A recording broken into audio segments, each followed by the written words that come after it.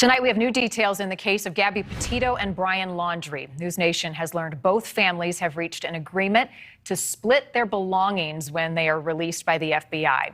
This story captured the world's attention as the couple set off on that cross-country road trip. Gabby then reported missing in September after Brian returned to Florida alone. Her body later discovered in Wyoming.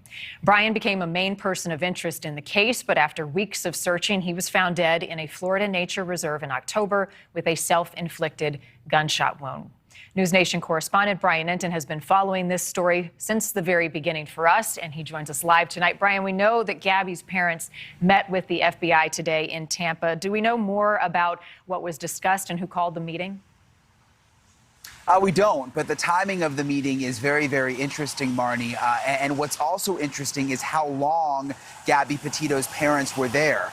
They were there for 8.5 hours today, meeting with FBI agents in Tampa. Exactly what they were doing, we don't know. There's a couple of possibilities, we're told. Number one, it's possible that they were briefed on all of the details of the case because the investigation is finally winding down, and perhaps the FBI is going to go public with some of these details.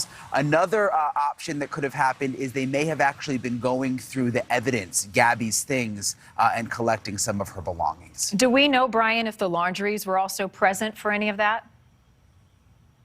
They were not there today. We know through their attorney there have been discussions through their attorney, Stephen Bertolino, with the FBI over the past several months, but they were not at the Tampa office today. If, in fact, the investigation is coming to a close, as you allude to, and which seems as though may be happening imminently, that final report, once they release that to the family, do they plan to release it publicly?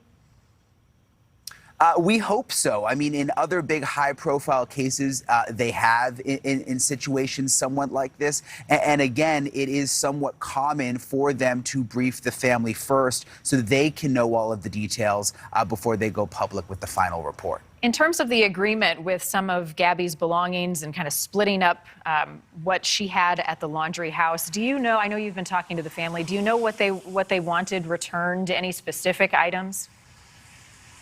Well, they wanted Gabby's things. I mean, there were a lot of Gabby's things at the Laundrie family home because Gabby lived there for quite some time. And you'll remember when we were outside the house, there were several different FBI raids where they left with boxes and boxes of things.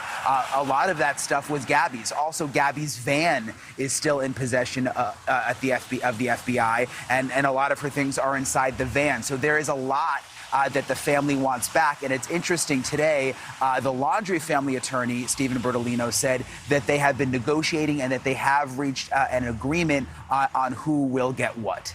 Are you hearing anything more about the notebook and the backpack that were found near Brian's remains?